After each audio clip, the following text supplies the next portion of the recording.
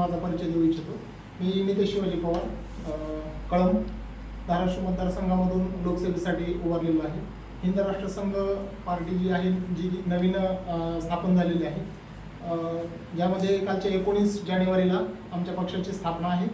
त्याच्यानंतर निवडणूक आयोगानं थोडं चिन्ह पाठीमागं लेट झाला थोडासा चिन्ह येण्यासाठी. 12 मार्चला आमचं चिन्ह आलं की त्याच्यामुळं वेळ कमी मिळाला प्रचार प्रसारासाठी. तर हिंद राष्ट्र संघातर्फे मी निवडणुकीच्या रिंगणात उभा आहे आणि शेतकऱ्यांचा मुलगा आहे. त्याच्यासोबतच जे काही माझं निवडणूक चिन्ह आहे, त्या निवडणूक चिन्ह हॉवर ग्लास, ज्याला आपण वाळूगडी असं म्हणतो, या पद्धतीनं आमचं निवडणूक चिन्ह आहे. त्याच्यामध्ये जे वाळूगडी चिन्ह आहे ते डमरूचा आकार आहे आणि जुन्या पद्धतीनं समयदर्शक किंवा कालदर्शक त्याला म्हटलं जायचं. ठीक आहे सर, आपण जे लोकसभा 2024 निवडणुकीमध्ये जनतेसमोर आपण जात आहे, काय मुद्दे घेऊन आपण जात आहे? सर्वप्रथम छान प्रश्न विचारला सर. सगळ्यात महत्त्वाचा मुद्दा म्हणजे जी काही नैतिक मूल्य आहेत, त्या मानवी नैतिक मूल्यांच्या आधारावर, ज्याच्यावरती आजपर्यंत कुठलीही पार्टी चर्चा करायला तयार नाही आहे. एक पक्ष दुसऱ्या पक्षाला संपवू इच्छित आहे, एक कार्यकर्ता दुसऱ्या कार्यकर्त्याला खच्चीकरण कशा पद्धतीने करायचं याच्यावर पूर्णतः आपली जी काही ताकद आहे ती पूर्ण ताकद याच्यावरती खर्च करत आहे. सर्वसामान्य जनतेच्या प्रश्नावर कोणीही बोलायला तयार नाही आहे. पूर्ण ताकद दुसऱ्याचं खच्चीकरण कसं करता येईल, त्याला कसं संपवता येईल, या राजकारणातून कसं बाजूला करता येईल याच्यावरच पूर्णतः ताकद लावलेली आहे. आम्ही मानवी नैतिक मूल्याच्या आधारावरती हिंद राष्ट्र संघाची स्थापना केलेली आहे, ज्यामध्ये समानता, समान न्याय, समान शिक्षण, त्याबरोबरच जे काही रासायनिक खतांचा वापर करून जी काही शेती केली जाते. सगळ्यात महत्त्वाचा मुद्दा म्हणजे ग्रामीण भागातील जी काही लोक आहेत, तर त्या ग्रामीण भागातील लोकांना रासायनिक खते फवारण्या करण्यासाठी प्रवृत्त केलं जाते. जी काही जुनी वैदिक परंपरेनं जी काही सिद्धाकृषी आहे, याच्यामध्ये आम्ही पुढचा कार्यक्रम 3 दिवसाचा मी शेतकऱ्यांसाठी सिद्धाकृषीचं शिबिर आयोजित करणार आहोत, ज्याच्या माध्यमातून विषमुक्त अन्न तयार करण्याचा आमचा पार्टीचा मुख्य अजेंडा आहे. त्याच्यासोबतच शिक्षण, सध्या शिक्षणाची जी काही व्यवस्था आहे ती पाहतो. LKG UKG साठी समजा 50-50 हजार रुपये, 1-1 लाख रुपये फीस आहे. हे सगळे सर्वसामान्य जनतेला परवडेल का? याच्यामध्ये काम कष्टकरी मोलमजूर जी काही माणूस आहे, तर तो ह्या सगळ्या समाज व्यवस्थेत टिकू शकेल का? त्याच्यानंतर जी काही समजा पुढचे मुद्दे आहेत, 10वी-12वी नंतर जी काही उच्च शिक्षण आहे, यांच्या जी फीस आहे, तर ती 10 लाख, 12 लाख, 15 लाख अशा पद्धतीने आहे. तर हे सर्वसामान्य जनता करू शकत नाही. याच्यासाठी आम्ही समान शिक्षणाचा मुद्दा घेऊन समोर येत आहोत.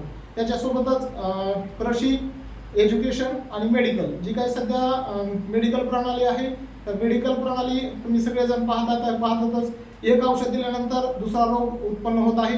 त्याच्यामध्ये योगिक क्रियाद्वारे आम्ही पुढच्या ह्याच्यामध्ये मेडिकल आरोग्य कशा पद्धतीनं सुधारेल सर्वसामान्य जनतेचं, याच्यावरती आम्ही काम करणार आहोत. बरोबर. त्याच्यासोबतच एक मिनिट सर, त्याच्यासोबतच रोजगाराचा मुद्दा आहे.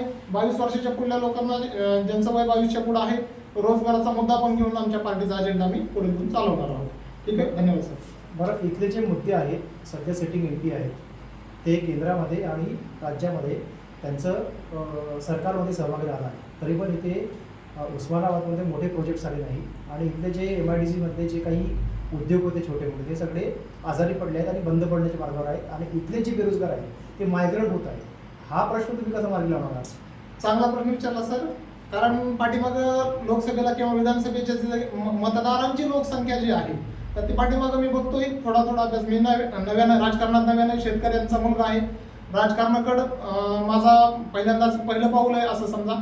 तर याच्यामध्ये बारकाईने जर अभ्यास केला तर मतदारांची संख्या कमी होत चाललेली आहे. इथला मतदार विस्थापित होत आहे, ज्यामुळं जे प्रत्येक तहसीलला एक आमदार असायला पाहिजे होतं. इथं जॉईंट असेंब्ली किंवा मतदारसंघ असं म्हणता येईल, जॉईंट मतदारसंघाची निर्मिती करावी लागते. इथले जी काही मतदारसंघ वाढवायच्या ऐवजी मतदारसंघ कमी होत आहेत विधानसभेचे, तर इथले लोक विस्थापित होत आहेत. इथल्या लोकांना शेतीच्या बाबतीत शेती मुबलक प्रमाणात आहे. पूर्ण मतदारसंघाचा मी गेली 4 दिवस झालं दौरा करतोय. प्रत्यक्ष तिथे जाऊन शेतकऱ्यांची गाठीभेटी घेतल्या, स्थानिक व्यापाऱ्यांशी बोलणं झालं. तर तिथं मी पाहतोय की दुष्काळाची अवस्था आहे. शेतकऱ्यांना योग्य मार्गदर्शन देण्यासाठी कुणीही तयार नाही. शेतकऱ्यांचा आर्थिक विकास जर साधायचा असेल तर सगळ्यात महत्त्वाचं जे काय खर्च जो आहे शेतकऱ्याचा खर्च निमपटीवर आलेला आहे. एकूण उत्पन्नाचा अर्धा खर्च तर शेतकऱ्याचं ट्रॅक्टर, बाकीचे इतर पेस्टिसाइड आहेत, रासायनिक खत आहेत, याच्यामध्येच जातोय. त्याला पुढचा विकास कशा पद्धतीनं करणार आहे? तर आम्ही सिद्धा कृषीच्या माध्यमातून शेतकऱ्यांना सगळ्यात सुरुवातीचा जो मुद्दा आहे आमचा शेतकऱ्यांचा आहे, शेतकरी तरला तर पुढल्या व्यवस्था ऑटोमॅटिक चालणार आहे. तर त्याच्यासाठी वृक्ष लागवड असेल, सिद्धा कृषीच्या माध्यमातून त्यांना ट्रेनिंग देणं असेल, अशा पद्धतीने आम्ही काम करणार आहोत. सर, विकासाचं काम म्हटलं तर धाराशिवमध्ये विकासाचं काही कामं दिसत नाही. रस्ते, डांबरीकरण आणि जे विकासाचे कामं पाहिजेत ते कामं नाही. याच्यावर आपण काय बोलणार? सध्याच्या प्रस्थापिताबद्दल मी काही बोलू इच्छित नाही, कारण ते त्यांचं काम करतायत. आम्ही आमच्या पद्धतीनं, आमच्या पार्टीचे जे काही ध्येय धोरण आहेत त्या पद्धतीनं आमचा अजेंडा घेऊन आम्ही पुढे चालण्याचा प्रयत्न करीत आहोत. बरं, मागील 10 वर्षामध्ये किंवा 15 वर्षामध्ये या भागामध्ये मोठ्या प्रमाणामध्ये शेतकऱ्यांनी आत्महत्या केल्या आहेत आणि असं म्हटलं जातं की हा आकडा जो आहे हा प्रचंड मोठा आहे. हा प्रश्न तुम्ही कसा मार्गी लावणार? सगळ्यात महत्त्वाचा जो मुद्दा आहे, आता जे मी तुम्हाला सांगितलं की शेतकऱ्याच्या बाबतीत शेतकऱ्याचं उत्पन्न वाढायला तयार नाही, त्याचा खर्चच मोठ्या प्रमाणात होत आहे. जर 100 रुपये उत्पन्न येत असेल तर 50 ते 60 रुपये त्याचा खर्च आहे. 40 रुपयात त्यानं 12 महिने कशा पद्धतीनं नियोजन करणार आहे? आमचा मुद्दा आहे की कृषीचं उत्पन्न वाढवण्यासाठी जी काही सुरुवातीचं जे उत्पादन खर्च कमी करणार आहोत. त्याच्यासोबतच पशुपालन आणि वृक्ष लागवड, फळझाडांची लागवड, अशा पद्धतीने आमचं नियोजन आहे. शेतकरी सुखी झाला पाहिजे, शेतकऱ्यावरती आमचा पूर्णतः फोकस आहे. बरं, मराठवाड्याने मातब्बर नेते दिले आहेत. विलासराव देशमुखांपासून तर मग अशोक चव्हाणांपासून तर लातूरकर पर्यंत, चाकूरकर, शिवराज पाटील नेते. तरी पण मराठवाड्याची जी स्थिती आहे ते फारशी काही विकासात्मक दृष्टिकोनातून फारसे काही प्रोजेक्ट आले नाही. आणि लातूर पॅटर्न जो आहे तो पूर्ण देशामध्ये जगात प्रसिद्ध आहे. तरी पण इथे IIT, IIM किंवा मग एम्स सारखे इन्स्टिट्यूट नाही, ज्या केंद्रीय संस्था आहेत. तुम्ही याच्याकडे कसं बघता? काही स्थानिक लोक किंवा जे काही नेतृत्व करणारे लोक आहेत त्यांचा विकास झालेला आहे, ती जनतेसमोरच आहे. जनता सर्व काही बघते. सगळ्याच गोष्टी मी बोलाव्यात असं काही नाही. आम्ही फक्त आमच्या पक्षाचा अजेंडा पुढे नेण्याचा आमचा प्रयत्न आहे. ती जनता बघणारच आहे. जनतेच्या माध्यमातून जनता जाणकार आहे. मी जास्त जर बोललो तर त्याचा मार्ग वेगळाच होऊन जाणार आहे. आपल्या पक्षाचा एजेंडा काय आहे? आमच्या पक्षाचे जे काही समजा 4 मुद्दे आहेत, 4 मुद्द्याला धरून आम्ही सुरुवात करत आहोत. सुरुवातीला शेतकऱ्यांचा विकास, कृषी, मेडिकल आणि एज्युकेशन, त्याच्यासोबतच रोजगारांच्या संधी उपलब्ध करणं. सध्या आमच्याकडे 4च मुद्दे आहेत. आम्ही जे काही समजा वैचारिक लोक आहेत, रिटायर मिलिटरीमॅन असतील, आर्मीवाले असतील, त्याच्यानंतर रिटायर शिक्षक असतील, यांना सोबत घेऊन ग्रामीण भागातले जे काही सर्वसामान्य जनतेचे प्रश्न आहेत त्यांच्यातनं प्रश्न निर्माण करून या लोकांना एकत्रित करून आम्ही प्रश्न सोडवायचा प्रयत्न करणार आहोत. प्रश्न लोकांकडनंच येणार आहे तर उत्तर पण लोकच, फक्त आमचं माध्यमाचं काम आहे, दुवा आहे ह्या सगळ्या परिस्थितीमध्ये.